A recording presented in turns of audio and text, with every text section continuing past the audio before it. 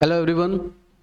मैं पीयूष सिंह गहरवार आप सभी का स्वागत करता हूं अपने YouTube channel Balaji programming academy पर। जैसा कि पिछले लेक्चर वीडियो में हमने देखा था कि किस तरह से हम सिंपल प्रोग्राम्स 2 नंबर ऐड करने के लिए C++ में बनाते हैं। ऑलराइट, और उम्मीद करता हूं कि आपको वो प्रोग्राम समझ में भी आया होगा। आज हम कुछ और अरिथमेटिक ऑपरेशंस के लिए प्रोग्राम बनाएंगे C++ पर। लाइक सिंपल इंटरेस्ट फाइंड करने के लिए एक प्रोग्राम हमारा होगा simple to find simple interest. All right. और एक प्रोग्राम होगा हमारा जिसमें हम फाइंड करेंगे वॉल्यूम ऑफ कोन या वॉल्यूम ऑफ सिलेंडर। एक प्रोग्राम इसके लिए होगा। इसी तरह एक आध प्रोग्राम और बनाएंगे, मतलब जिसमें हम सिंपल अरिथमेटिक ऑपरेशंस परफॉर्म करेंगे अपने C++ कोडिंग के थ्रू।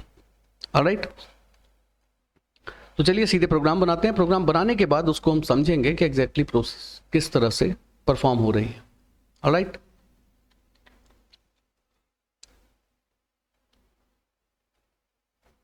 तो चलिए सिंपल इंटरेस्ट के प्रोग्राम के लिए प्रोग्राम का यहां पर नाम दे दिया हमने m3.cpp। देन यहां पर हमें अपनी कोडिंग रखनी है। तो एज यूजुअल सबसे पहले हमने लिखा iostream.h। यहाँ पर .h नहीं लगता है, जैसा कि बताया था मैंने कि जब भी हम VS कोड पर अपनी कोडिंग करते हैं तो यहाँ पर आपको .h iostream के साथ लगाने की आवश्यकता नहीं होती है। यहाँ पर हमको एलियास क्रिएट करना होगा, नेम स्पेस std। देन ये हो गया हमारा मेन फंक्शन। अब यहाँ जैसा कि हम जानते हैं कि जब हमें सिंपल इंटरेस्ट फाइंड करना होता है तो उसके लिए हमें 3 चीज़ों की ज़रूरत होती है। कौन कौन से? मूलधन जिसे हम कहते हैं प्रिंसिपल, राइट, दर जिसे कहा जाता है रेट, एंड समय यानी कि time, PRT, principal rate and time. और फार्मूला होता है सिंपल इंटरेस्ट का, सिंपल इंटरेस्ट यानी साधारण ब्याज equal to P into R into T upon 100, मतलब मूलधन इंटू दर इंटू समय बटे 100। इसी प्रोग्राम के लिए हमें इसी ऑपरेशन को परफॉर्म करने के लिए, इस अरिथमेटिक ऑपरेशन के लिए, सिंपल इंटरेस्ट फाइंड करने के लिए हमें बनाना है प्रोग्राम। तो यहाँ पर हम देख सकते हैं कि सिंपल इंटरेस्ट यदि हमें फाइंड करना है तो इसके लिए इन 3 डाटा की आवश्यकता है, P, R एंड T। तो इन तीनों डाटा को हम इनपुट कराएंगे अपने प्रोग्राम में। जैसा कि पिछले वीडियो में हमने देखा था कि 2 नंबर इनपुट करने पड़े थे हमें स्टार्टिंग में, देन उन दोनों नंबर को हमने ऐड किया था। तो जिस डाटा की आवश्यकता है उसे हम यूजर से इनपुट कराते हैं, और इनपुट करने के लिए हम C++ में यूज करते हैं Cin, राइट। तो यहाँ 3 डाटा हमें इनपुट करना है, तो उसको इनपुट करने के लिए यहाँ पर हमने 3 वेरिएबल्स ले लिए। वेरिएबल्स के नाम हम A, B, C भी रख सकते हैं, राइट। और चाहें तो हम जो डाटा इनपुट करने वाले हैं उससे मिलता जुलता, उसको रिप्रेजेंट करता हुआ भी वेरिएबल ले सकते हैं। लाइक प्रिंसिपल इनपुट करने के लिए हमने P ले लिया, रेट के लिए R, T के लिए, टाइम के लिए T, और सिंपल इंटरेस्ट को रखने के लिए S, राइट। ये 4 वेरिएबल्स हमने ले लिए। अब इसके बाद हमें इनपुट कराना है प्रिंसिपल रेट एंड टाइम। तो यहाँ पर एक हमने जनरल सा मैसेज दे दिया, enter principal. Alright, then principal input कराया हमने P के अंदर। देन हमें इनपुट कराना है rate and time.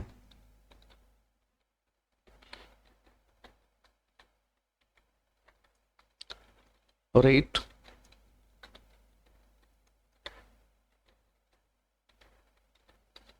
And time. इस तरह से 3 वैल्यूज हमने, 3 डाटा हमने इनपुट कराए। ऑलराइट, अब तीनों डाटा हमें मिल चुके हैं।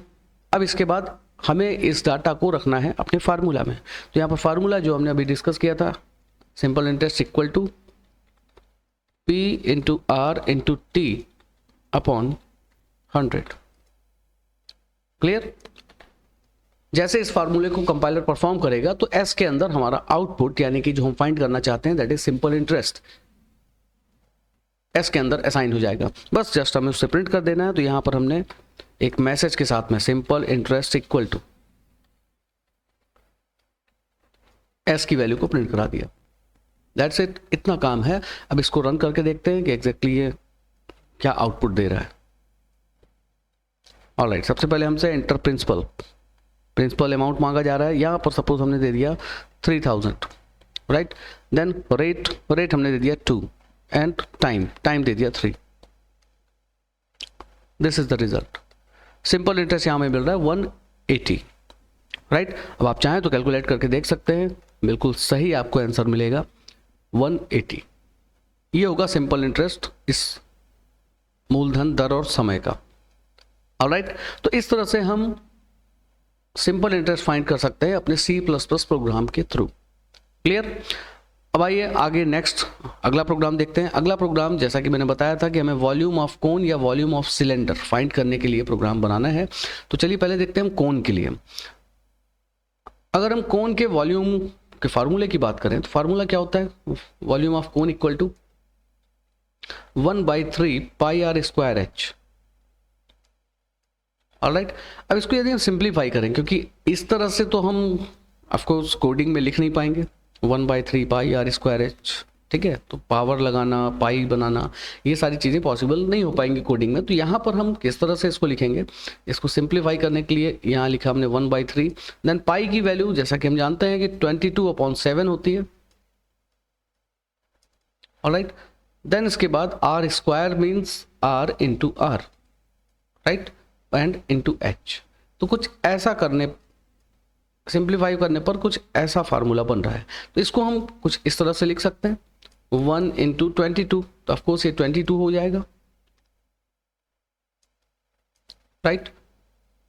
Then into R into R into H, यहां लिखा हमने into R into R into H, right. और यहां नीचे हम देख रहे हैं 3 और 7 है, तो 7 इंटू 3 इक्वल टू 21। फार्मूला कुछ ऐसा बन रहा है हमारा। यानी हम इस तरह से जब हम कोडिंग करेंगे तो प्रोग्राम में हम इस फार्मूले को सिंप्लीफाई करके कुछ इस तरह से लिख सकते हैं 22 into R into R into H upon 21। Alright, बस ये फार्मूला आपको यूज करना है अपने प्रोग्राम में। अब यहाँ पर बात है, अगर हमें वॉल्यूम फाइंड करना है किसी भी कोन का, तो हमें कोन का कौन कौन सा डाटा हमारे पास होना चाहिए, RRH, it means radius and height. यदि हमें कोन का रेडियस और हाइट ये दोनों इसकी वैल्यू मिलती है, इसका डाटा मिल जाता है, तो हम ऑफकोर्स इस फार्मूला का यूज करके वॉल्यूम ऑफ कोन फाइंड कर सकते हैं। ऑलराइट, यानी कि हमें अपने प्रोग्राम में इनपुट क्या क्या कराना होगा, रेडियस एंड हाइट। देन हम इस फार्मूले से फाइंड कर सकते हैं वॉल्यूम ऑफ कोन, राइट। तो चलिए देखते हैं किस तरह से हमें इस प्रोग्राम को बनाना है।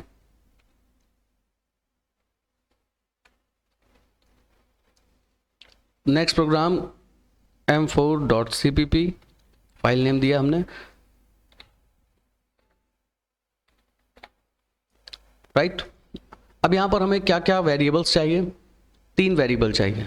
एक पे हम रेडियस रखेंगे, एक पे हाइट रखेंगे और एक में फाइंड करेंगे वॉल्यूम। जो रिजल्ट होगा उसको रखा जाएगा। तो 3 वेरिएबल हम किसी भी नाम के ले सकते हैं, XYZ ABC PQR, और चाहें तो radius R for radius, H for height and V for volume भी ले सकते हैं। क्लियर। अब यहाँ 2 चीजें हैं, यहाँ पर हम चाहें तो यहाँ तीनों वेरिएबल को इंटीजर टाइप का ले सकते हैं, लेकिन यहाँ पर पॉसिबिलिटीज है कि हमारा जो आउटपुट है, जो रिजल्ट है, वो डेसिमल पॉइंट में भी आ सकता है, क्योंकि हम डिवाइड करने वाले हैं 21 से। तो अगर कंप्लीटली डिविजिबल है देन इट्स वेरी गुड, हमें कंप्लीट होल नंबर मिलेगा रिजल्ट के रूप में। लेकिन यदि कंप्लीटली डिविजिबल नहीं होता है तो हो सकता है हमारा जो रिजल्ट आए वो फ्रैक्शनल नंबर के रूप में आए, ठीक है, डेसिमल पॉइंट के साथ में आए। तो अगर हम डेसिमल पॉइंट को भी एक्यूरेटली दिखाना चाहते हैं, एग्जैक्ट आंसर दिखाना चाहते हैं, तो यहाँ हम इंटीजर की जगह यूज कर सकते हैं फ्लोट डाटा टाइप, राइट। जैसा कि हमने पढ़ा था कि प्री डिफाइंड डाटा टाइप होता है फ्लोट, और इसका यूज किया जाता है डेसिमल पॉइंट वाली न्यूमेरिक वैल्यूज को स्टोर करने के लिए और उस पर ऑपरेशन परफॉर्म करने के लिए। तो इसलिए हमने यहाँ पर RHV को क्या यूज कर लिया, फ्लोट डिक्लेयर कर दिया। अब नेक्स्ट काम हमें ये करना है कि रेडियस और हाइट ये दोनों इनपुट कराना है। तो यहां पर हमने एक मैसेज के साथ में दोनों को इनपुट करा लिया, एंटर रेडियस, देन इनपुट करा लिया हाइट।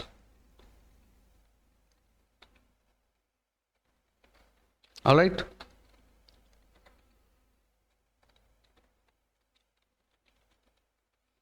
अब दोनों डाटा हमें मिल चुके हैं। अब हमें अप्लाई करना है फार्मूला। तो यहां लिखा हमने v इक्वल टू, जैसा कि अभी देखा था, 22 into R into H, alright, upon 21, right. अब v के अंदर हमें रिजल्ट मिल चुका है। जैसे ही कंपाइलर इसको सॉल्व करेगा, इस स्टेटमेंट को कंप्लीट करेगा, तो v के अंदर आ जाएगा रिजल्ट, यानी वॉल्यूम ऑफ कोन। जस्ट हमें प्रिंट करा देना है, volume of cone equal to v, alright. Run किया जाए, ओके, रन करते हैं इसको। सो हमसे सबसे पहले इनपुट मांगा जा रहा है रेडियस के लिए। सपोज यहां रेडियस दिया हमने 7, यहां रेडियस दिया 7, राइट। देन हाइट हमने दे दिया 3।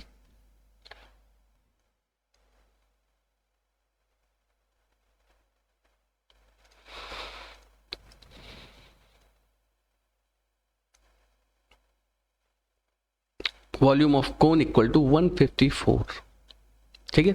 एक बार और रन करते हैं इस प्रोग्राम को। चलिए, इस बार हमने रेडियस दिया 4 एंड हाइट दिया 5। अब देखिए, अब आपको आउटपुट मिल रहा है डेसिमल पॉइंट के साथ में 83.8095, ठीक है। ये डेसिमल पॉइंट पे क्यों दिखा रहा है? पिछली बार तो नहीं था, पिछली बार हमें जो आउटपुट मिला था वो 154 मिला था। क्यों मिला था? क्योंकि यहाँ पर हमें होल नंबर मिल रहा था वॉल्यूम फाइंड करने पर, ऑलराइट, इसलिए डेसिमल पॉइंट नहीं दिया। लेकिन अभी जब हमने रेडियस 4 एंड हाइट 5 दिया, तो जो हमें वॉल्यूम मिल रहा है वो डेसिमल पॉइंट के साथ में मिल रहा है, तो हमें जो रिजल्ट मिला वो भी डेसिमल पॉइंट के साथ मिला। अगर हमने फ्लोट डाटा टाइप की जगह इंटीजर यूज़ किया होता तो ये रिजल्ट हमें इस तरह से दिखने की बजाय सिर्फ 83 दिखाई देता, राइट, क्योंकि इस रिजल्ट में होल नंबर सिर्फ 83 है। उसके बाद डेसिमल पॉइंट आता है और डेसिमल के बाद के एलिमेंट्स को इंटीजर एक्सेप्ट नहीं करता है, ऑलराइट। तो आई होप ये दोनों प्रोग्राम आपको समझ में आए होंगे, और अगर ये दोनों प्रोग्राम आपको पसंद आए हों, समझ में आए हों, इसके कॉन्सेप्ट किस तरह से हम यूज़ करते हैं, इन्हें किस तरह से इम्प्लीमेंट करते हैं अपने C++ कोडिंग में, अगर ये आपको अच्छी तरह समझ में आया हो, इस वीडियो को देखकर कुछ सीखने को मिला हो, तो इस वीडियो को लाइक ज़रूर कर दीजिएगा। इसके बाद हम देखते हैं अपना अगला प्रोग्राम। अगला प्रोग्राम हमारा जो होने वाला है वो बहुत ही यूनिक प्रोग्राम होगा। असल में इस प्रोग्राम में जो हम नेक्स्ट बनाने वाले हैं, उसमें जो हमें ऑपरेशन परफॉर्म करना है, वो ऑपरेशन कुछ ऐसा है कि हमें 2 डिजिट का कोई भी एक नंबर इनपुट कराना है, ऑलराइट। मान लेते हैं हमने नंबर इनपुट किया 27, तो हमें आउटपुट मिलना चाहिए 72। हालांकि ये सारी प्रोसेस ऐसी प्रोसेस है, ये सारे ऑपरेशंस के लिए हम ऑलरेडी फ्लो चार्ट बना चुके हैं, ठीक है। जिन्होंने मेरे पिछले वीडियोस देखे हैं जिसमें हमने फ्लो चार्ट को डिस्कस किया था, अगर उस वीडियोस को आपने देखा हुआ है तो डेफिनेटली ये सारे फ्लो चार्ट, ये सारे ऑपरेशंस आपको अच्छे से समझ में आ रहे होंगे, और ये भी समझ रहे होंगे कि इनमें कौन से स्टेप फॉलो करने हैं, किस स्टेप का यूज़ करके, कौन कौन से स्टेप फॉलो करके हम इस प्रोग्राम को बनाने वाले हैं, ठीक है। लेकिन यदि आपने फ्लो चार्ट के वीडियोज़, लेक्चर्स नहीं देखे हैं, तो एक बार जब भी आप फ्री हो तो उन लेक्चर्स को देखिएगा ज़रूर। उससे काफ़ी हद तक आपके कॉन्सेप्ट क्लियर होंगे कोडिंग के लिए, और काफ़ी हद तक लॉजिक्स समझ में आएंगी, ऑलराइट। तो यहाँ पर हमें करना यह है कि जो 10th पोजीशन पर नंबर रखा हुआ है, डिजिट रखी हुई है, उसको यूनिट पोजीशन पर लाना है, और यूनिट वाली डिजिट को 10th पोजीशन पर लाना है, यानी इकाई का अंक दहाई में लाना है और दहाई का अंक इकाई में लाना है। अगर हमने इनपुट किया सपोज 49, तो आउटपुट होना चाहिए 94, राइट। अगर हमने इनपुट किया 19, तो आउटपुट होना चाहिए 91। क्लियर है? इस काम को करने के लिए हमें बनाना है प्रोग्राम, और इस प्रोग्राम में एक नए ऑपरेटर का यूज़ हमें करना होगा जिसको कहा जाता है मॉड्यूलस। देखने में ये परसेंट जैसा है, देखने में क्या परसेंट है ही एग्जैक्टली, इसको मैथ्स में हम परसेंट बोलते हैं, लेकिन कंप्यूटर में हम इसको बोलते हैं मॉड्यूलस, या शॉर्ट में बोल सकते हैं मॉड, राइट। इसका काम क्या होता है? ये शेषफल बताता है, ठीक है। मतलब अगर आपने लिखा हुआ है 10 mod 2, तो ये क्या करेगा? 10 को 2 से डिवाइड करेगा, कुछ ऐसे। अब यहाँ हम देख सकते हैं कि 5 बार ये कंप्लीटली डिवाइड हुआ, शेषफल लास्ट में क्या बच रहा है 0, यानी 10 mod 2 लिखने पर आपको रिजल्ट क्या मिलेगा 0। अगर आपने लिखा 10 mod 3 तब यहां पर आपको मिलेगा, आपने 3 से 10 को डिवाइड किया, 3 3 ज़ा 9, यहां पर लास्ट में रिमाइंडर आपको मिल रहा है 1, तो यहां आपको मिलेगा 1। क्लियर। अगर आपने लिखा 10 mod 4, 4 2 ज़ा 8, शेषफल बचा 2, रिमाइंडर 2। क्लियर। तो रिमाइंडर फाइंड करने का काम करता है मॉड्यूलस ऑपरेटर। ऑलराइट, तो इस ऑपरेटर का भी यूज करेंगे अभी जब हम इस प्रोग्राम को बनाएंगे। साथ में इन चारों ऑपरेटर का भी इस प्रोग्राम में यूज होने वाला है, यानी इसमें बहुत सारे ऑपरेटर यूज होंगे, टोटल 5 ऑपरेटर्स। तो इसका मतलब ये नहीं है कि प्रोग्राम बहुत टफ है, प्रोग्राम बहुत ईजी है। चलिए देखते हैं प्रोग्राम बनेगा कैसे। यहाँ हमने अपने प्रोग्राम को नाम दे दिया m5.cpp। ऑलराइट,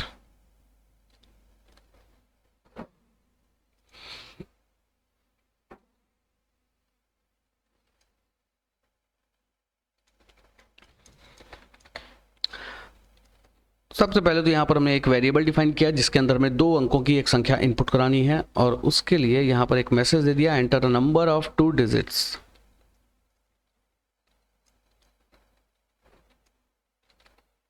ऑलराइट,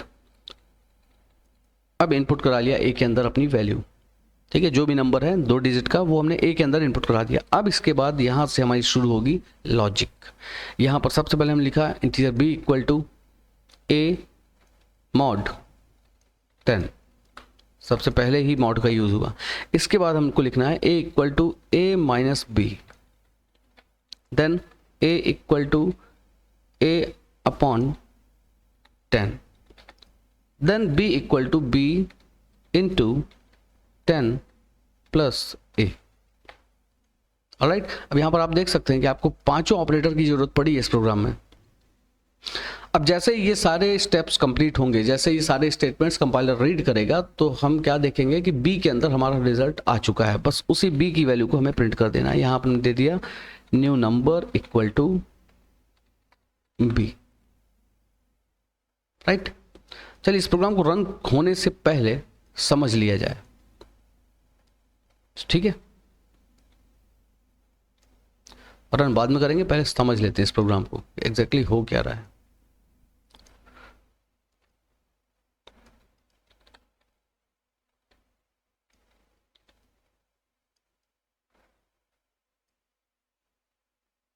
ऑलराइट, तो यहां पर देखिए सबसे पहले तो हमने एक